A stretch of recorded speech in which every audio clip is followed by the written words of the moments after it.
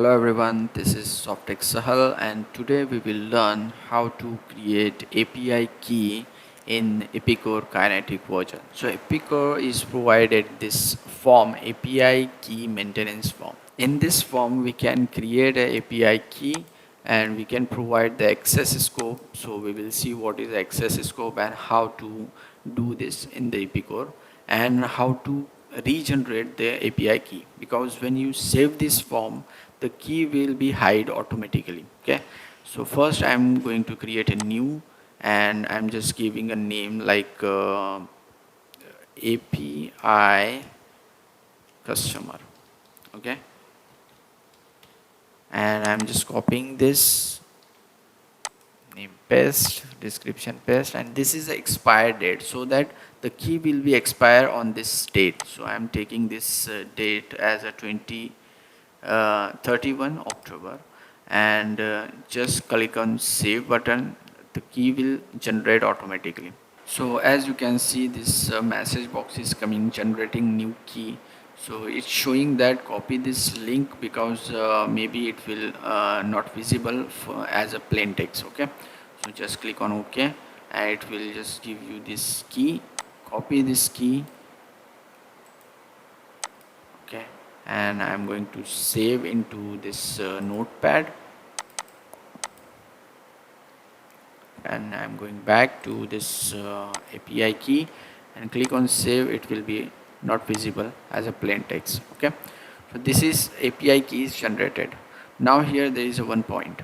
If we are not giving this access scope, so this key will be accessible for all the business objects, all the BAQs. Okay, if you want to give a specific business object or BAQ, we need to create a access scope. Okay, so first we will run this key without giving a access scope, and then after that we will give the scope and we will run. Okay, so here there is a point. What if we miss this API key? So EPICOR provide that if you miss the key, go to the actions and regenerate the key. So go to the actions, regenerate key, click on regenerate key. It will show the message box regenerating the key, means the current value will not be longer be valid. Okay, so this key will be not longer valid, you cannot use in the REST API. Okay, so click on OK and it will same alert message will come as previously it's displayed. Okay, so it's showing that copy this link. Okay, now we are copying this. Okay, and pasting into the notepad plus plus. It was my this is my previous and this is my new one. Okay, so now I'm going to use this key in REST API. So first we need to go to the REST page. So this is my REST API page. Okay, so I'm clicking on this menu button. If you see menu, there are a lot of menus. Be a business object name space, then libraries, procedures, reports, BAQ and functions. Okay, so we have created a API key which we can use this key in every menu. Okay, every services, and when you give this access scope, it will be a specific for the specific BO or library or procedure or whatever we are selecting in the scope. It will just run for that. Okay, so now we didn't selected any scope, so we are taking this service BO namespace. I am searching for currency and I'm taking this currency SVC. Okay, this is whole we can get this data. So there is a two type, OData and RPC. You can select both. Okay, in OData I'm just showing you the differences between OData and RPC. If you see this list method, I'm taking in list method in OData. It will provide the more filter and more things we can do in OData, like select, then filter, then order by, then top, then skip and count and rest. Okay, this is OData providing for this get list function. Okay, in RPC you can take this get list, but you cannot use these filters like select method or whatever. It will show all the fields. You cannot specific, you cannot select the specific field. Okay, but you can give this where clause. So first I'm taking this example Click on the tryout and give this company name, and the key we have already copied in the notepad plus plus. So I am taking a new generated key, paste. Then where clause, I don't want to give any where clause, so send empty value. Click on the checkbox, give the page size 0 and absolute 0. Okay, click on the execute button and it will run the data. So if you can see in the response body, it will show all the data available in the EPICOR, and it is showing as a XML file. You can create, you can download from this as a JSON file, and if you see the requested URL is created, this URL can use as a third party softwares, so that you can achieve the data, you can get the data, post the data from the third party application to the EPICOR. Okay, now I am taking the another example because we have already created this API key. Same key I need to use somewhere else. Okay, so I am going again the menu. I'm selecting something else like product group. So product group SVC. Then I am taking this RPC get list.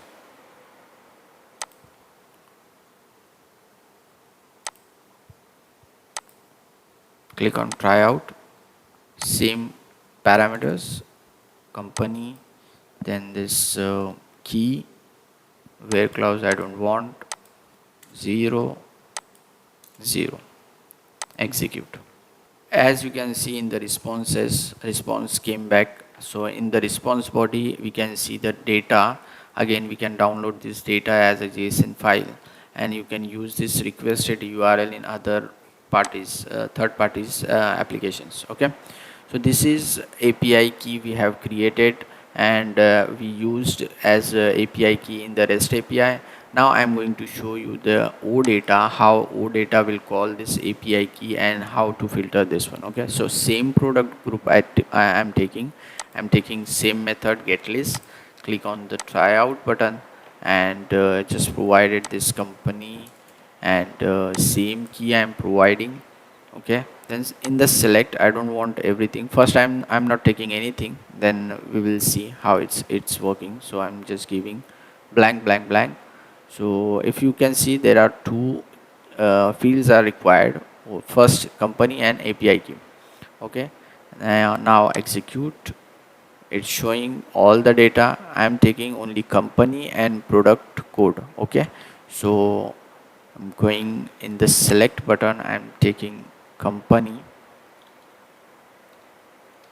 We need to provide the same field name as provided by this EPICOR field. Okay, and product, what is the exactly product code. Okay, now I'm clicking on this execute button and it's showing this company and product code. Okay, so likewise we can filter everything which is available here. We can filter, we can give the order. Okay, top. Okay, so this is OData and RPC. So now we will give the access scope for this key, and we will give for currency, and it should not work for the product group. Okay, so let's see how to do that. Now I came back to this screen, API key maintenance. So if you can see, there is no access scope is selected. Now I am going to create one access scope, and EPICOR provided access scope maintenance.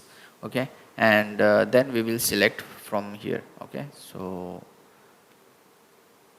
this is access scope maintenance form. Okay, click on the new access scope. I'm giving this for currency, so I'm giving only uh, access scope currency.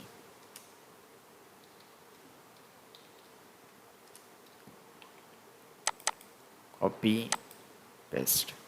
Okay, save.